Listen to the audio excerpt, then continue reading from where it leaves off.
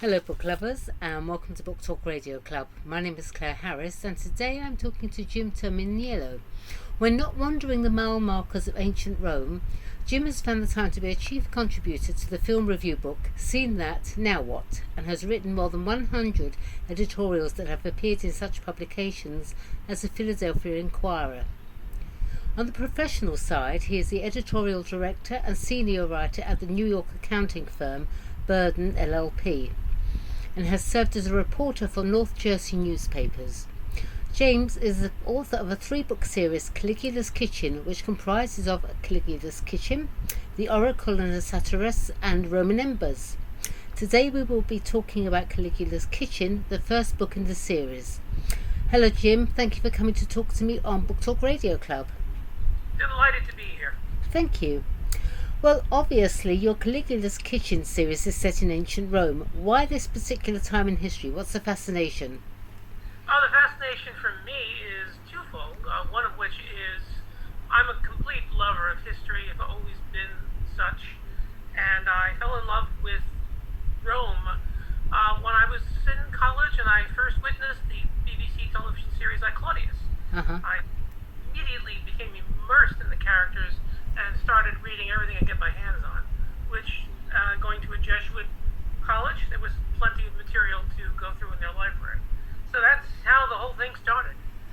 Rome in the 1st century CE stood astride the narrow world like a colossus.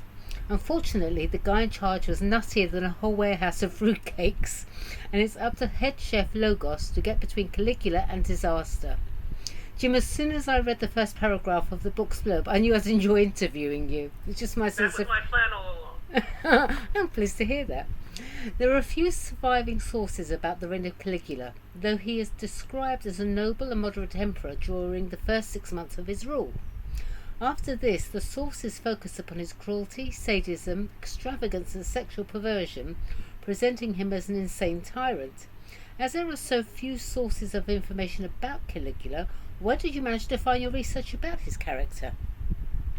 Actually, there is quite a bit. And in fact, what's even better is that there are two divergent interpretations. There are two famous ancient Roman historians, Suetonius and Tacitus. Tacitus, by the way, is where we get the word tacit from. And they were as different as night and day. There were the difference between James Michener and Harold Robbins. Suetonius was the bedroom keeper, the man who wanted to hear about dirty underwear. Suetonius was all about events, tactics, and results. And if you read them side by side, you recognize, just as today, that history is very much in the eye of the beholder and subject to massive interpretation. Absolutely. You see that today. The term fake news may be a new term, but it's not new. It's as old as news. And you can't truly rely on history. In fact, I make a point of it very early on in the book when I point out that Julius Caesar was, in fact, a pastry chef in the 12th Legion. I'm joking. The point is that you really can't be sure. And just as Caligula, who certainly, by almost all accounts, was voluptuously insane, but I chose, in my case, to veer off and go more in the direction of bubbly and enjoyably insane. Because, first of all, I thought that would be far more interesting, and I wasn't out to write a scandalous book filled with violence and bloodshed. I am one of the few people who saw the movie Caligula in the theater, and I don't recommend it. It was made me want to take several showers afterwards. Anyhow, the point is that aside from Suetonius and Tacitus, there were any number of coffee table books, Roman Empire by Nigel Rogers, A Dark History of the Roman Empire. I could go on and on. I have about 30 or 40 books on Rome in my personal. I even have a book exclusively about Nero, who I am covering in later versions of the story. But no, I did not have a problem. In fact, I had too much information, which for a writer is wonderful. There are references to Caligula in Caligula's Kitchen as Little Boots. Where does that come from? That is, at least according to history, historical fact. Caligula's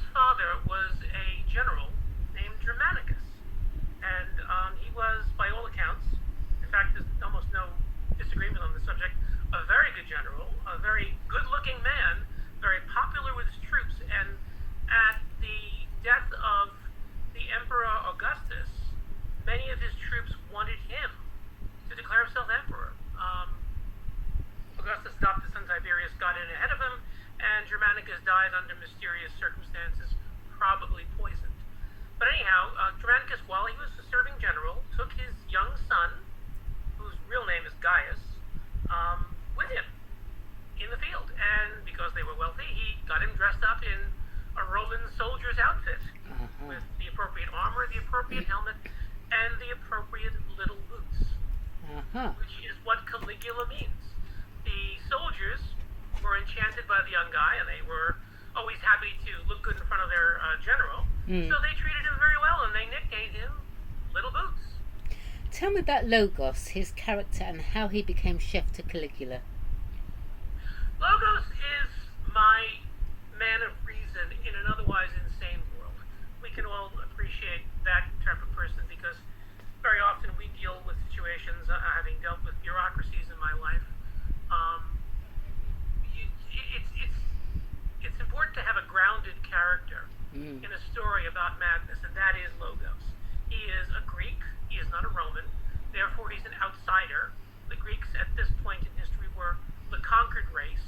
They were semi-looked down upon, although they were recognized as being intelligent, cultured, and more historical than the Romans themselves. Who, if you wanted to use a comparison, the Romans are the brash, bratty, aggressive, capitalistic Americans, and the Greeks are the we've had an empire, we know what the hell we're doing, British. Very good, I like that. And Logos is the man who has to deal with it all. I get him the job through an accident because that's how very often things happen. I've had several events in my life that pivoted my life and were happenstance. So in his case, he got a job because somebody died. And at the same time, he got the job just at the very beginning of Caligula's reign, when he was young, good-looking, popular, and not insane. So Logos, at the beginning of the book, is saying, "This is great. I'm a young man. He's a young man. I could have this job for the rest of my life. It all looks good." Well, things do change. And in fact, I make it unclear as to whether Logos was accidentally responsible for Caligula's madness. I leave that up to the judgment of the reader. Your book blurb goes on to say, in a world where sanity has taken an extended holiday, find out if Logos can get through a single day without putting out a fire. It might mean helping Caligula bring a ham back from the dead, or keeping the Lady Labia from execution for heresy. I think Logos has his hands full. What other kinds of fires does he have to put out? Quite a few. Probably two I would consider, because I cover them substantially. One is the fact that Caligula declares war on King Neptune. And as we all know here in the real world, there never was and never will be a King Neptune. But that didn't stop Caligula from marching, and this apparently is true, his army to the shores to strike King Neptune in his lair and collect seashells as booty. Now, this presented many problems, many fires for Logos to put out. One, how do you end a war with someone who isn't there? Which he comes up with a rather unique, somewhat fishy response to that. But it gets worse. Caligula wins, not surprisingly, declares himself a victory, marches back to Rome, and as we know from our history, great generals parade about in triumph, and parade with their captured enemies, and most importantly, with the booty. Now, of course, the citizens of Rome, being greedy, very much wanted to share in that booty, and typically the general or his minions would toss out coins and goblets and jewelry and such. Well, that wasn't going to happen here because it was all seashells. So that was going to incite a riot. And in this story, Logos actually is backed up against the wall, and he is saved by someone who he didn't expect would save him. But I'm not going to go any further with that. But the triumph is triumphant in the end by the skin of his teeth. Wonderful. And then there's a second one I think is rather interesting because it's also, this one's absolutely historical. Have you or any of your readers heard of Herod of Alexandria? Mm-hmm. Well, he was a fabulous maker of automatons, and Logos needs to bring him to Rome to create an automaton in the fashion of the god Vulcan for complicated reasons. And it works, but it does go haywire. But I just thought it was fascinating to bring a real character out of history, who I think is absolutely fascinating genius on the order of Michelangelo, and make him something of a drunkard. I just love your description of Lady Labia. The Lady Labia was friendly, alluring and seductive and held at least 34 patents on Vapid. That's just brilliant. Who is the Lady Labia and what part does she play in the book? Here I had to play with history because Caligula had a number of lovers, and it would have complicated matters, and it would have been too difficult to bring them all together. So I fashioned them into one. And what I really wanted was someone who would be a true mad consort to a mad emperor. They were happy together. I didn't want to have couples fighting or double dealing with each other. I actually wanted these people to be happy in their relationships. And I even do that with Logos down the road. And in Labia's case, she is daffy, she is a trier, and she becomes fascinated by a new cult in town, which she refers to as Chrissies, who are in fact the Christians. And naturally, in Rome, Christianity at the time was quite illegal. Mm-hmm. And she dallies in Christianity for a little while until she finds out a few things that trouble her. And Logos has to keep her from being executed. So that's the trouble for her. And in fact, I had long-range plans for Labia in the second and third books, and she truly steps to the fore in the second book in a way that I think most readers will find rather amusing. The names of the characters that you've come up with just tickled me. So we have Lady Labia, Scrofula, who is a premier seamstress in the city of Rome, Grunion, and who else is there with such wonderful names? Oh, I love, Charles Dickens, thank you very much. I was just thinking of that, exactly. We have a public relations man named Devius Maximus. We have a magician who plays a very pivotal role in the story, who's named Magnus the Magnus, which is translated into Great the Great. And a very important Russell Crowe-ish actor named Publius Bombasto, who is hired by Logos to play none other than Zeus himself, which he does to great effect. I love it. Scrofula seems to have a way with a fresh bull scrotum to make it appear that one is virginized again. Please explain, or maybe not, I don't know. I was having fun, which, by the way, is the only point of this book. I'm not here to illuminate.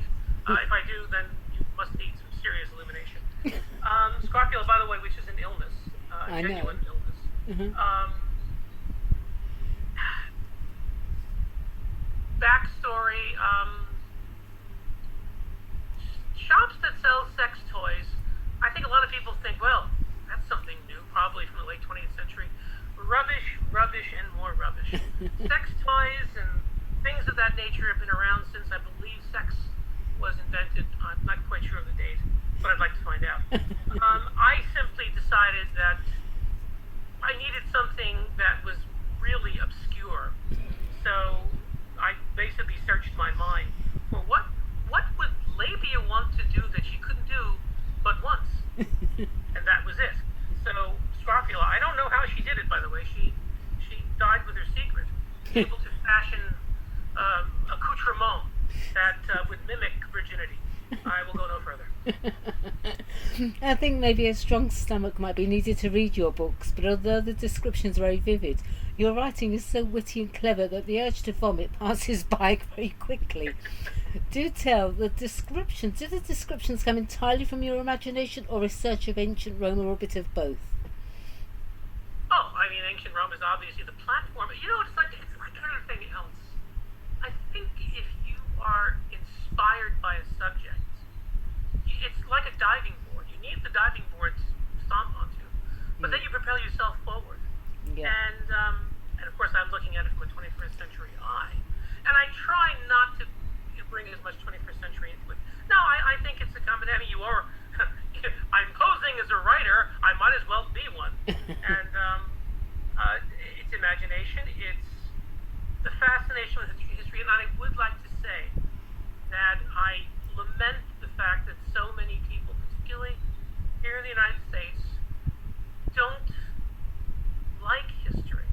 It's almost the American attitude is we don't read it, we make it, which is absolutely true. I mean, America has been making quite a lot of history, but it's so tragic that people don't learn from it. They don't recognize patterns Yes. of the past that illuminate the future. And I'll use a tragic example, which is the American incursion into Iraq and Afghanistan.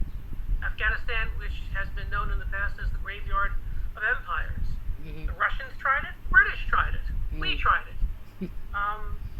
If they'd only read a little history, they would have known that what they were trying to do was doomed from the start. Exactly.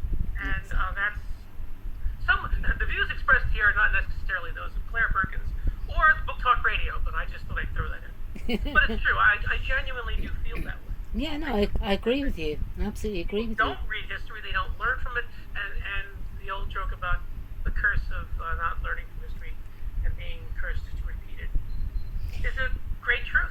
It is. It is. Let's talk a little bit about you now, James Terminiello, the author. Where did your interest in ancient Rome come from? History from the very beginning. I grew up in Hoboken, New Jersey, a fabled town just across from New York City, and I grew up in the Hoboken of great decline. It was not a place to be. It was the age when factories were closing and people were moving out, and so it wasn't a great place to live. I had a wonderful childhood, make no mistake about that, but the outside world wasn't all that much fun in those days, and we were not phenomenally wealthy. So I turned inward, and inward wasn't a bad place. I mean, I started reading. One of the first books I picked up was the story of Alexander the Great. Okay. I read it about 15 times. These were the days when you were in grade school and you ordered books through a little catalog and got them for 79 cents. And I progressed from Alexander the Great to Mr. Spock, a verbal, erudite, alien character who was not really at home where he lived, to, of course, Sherlock Holmes, and to, of course, Shakespeare. None of these were bad places to be or live. Absolutely. It just moved in that direction.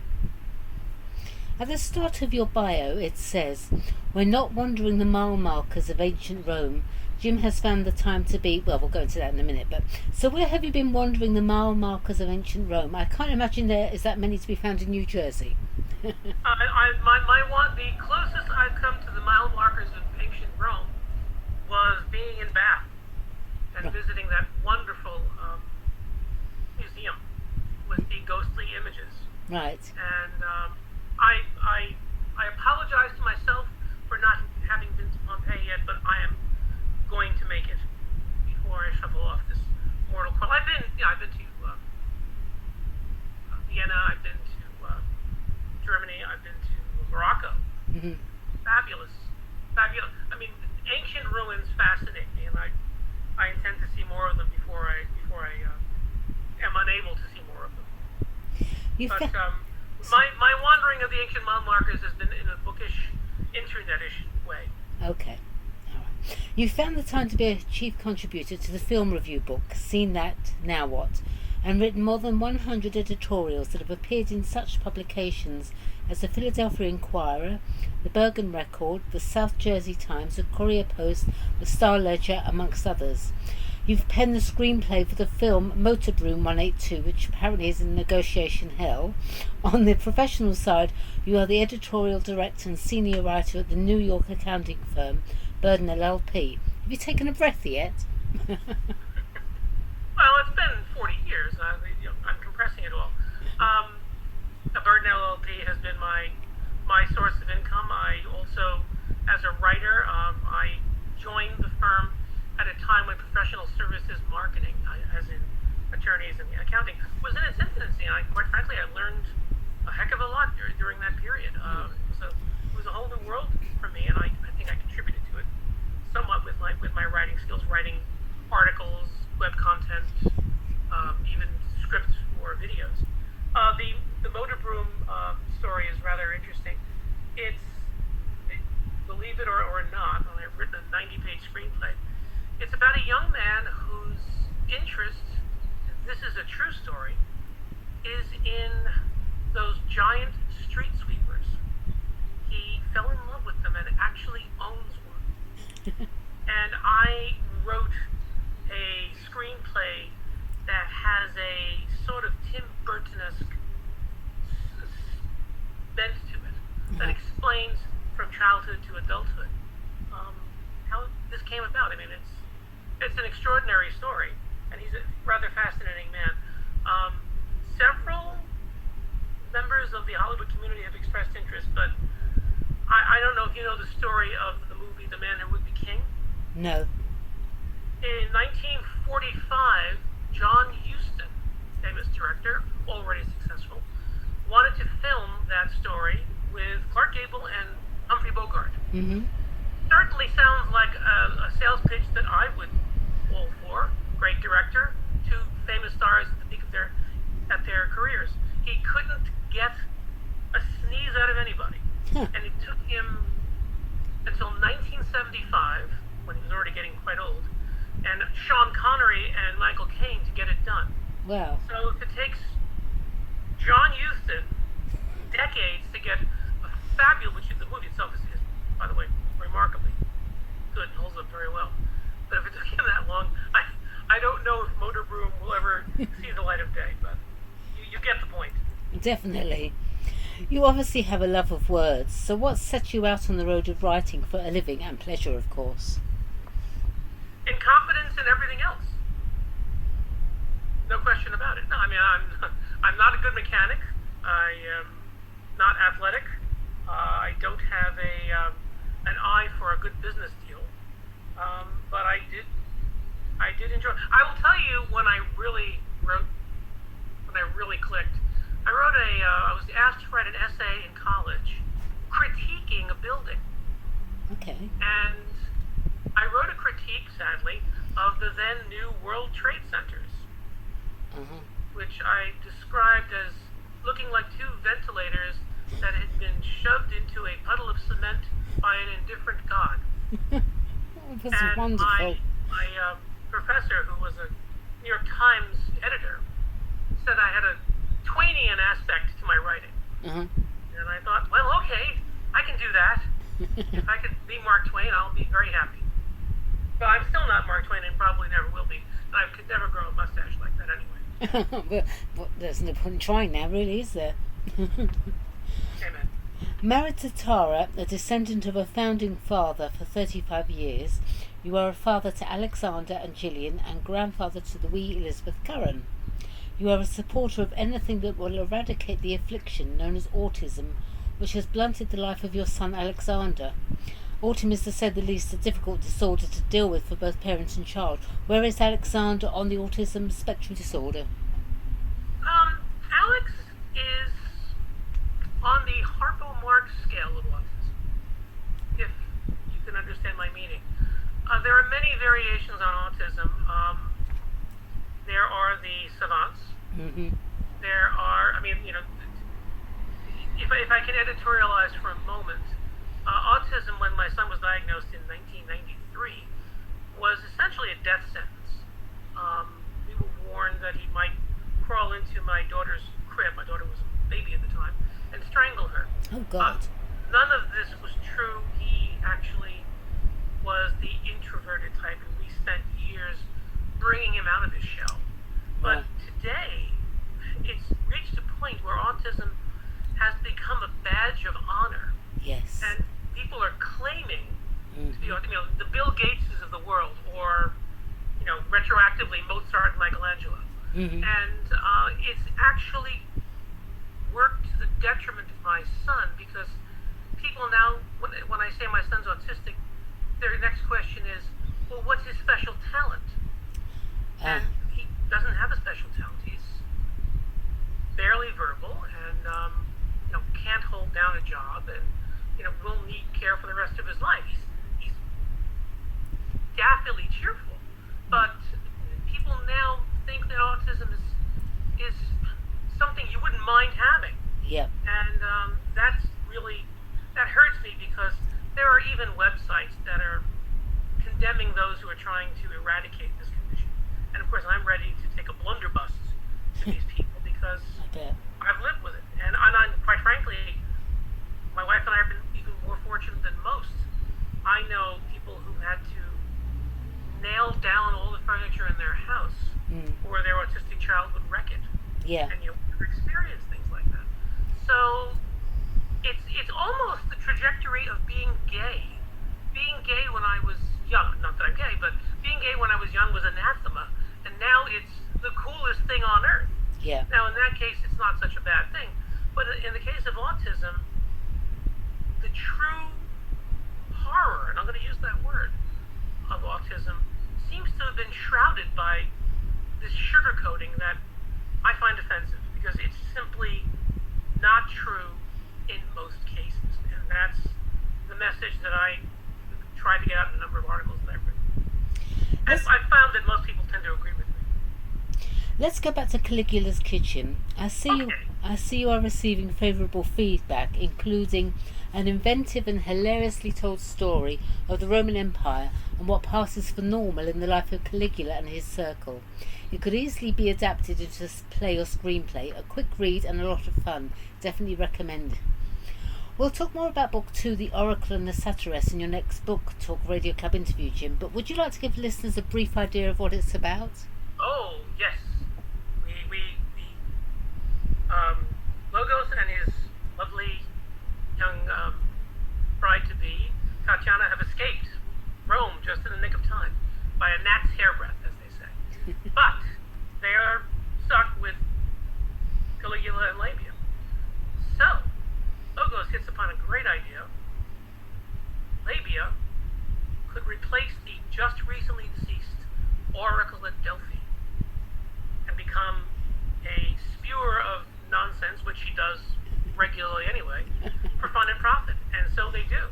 And it works out well until, unfortunately, he's recalled to Rome by the Emperor Claudius for the invasion of Britain, and he encounters the amazingly sexual Messalina, who throughout history has been known as rather a voluptuous woman.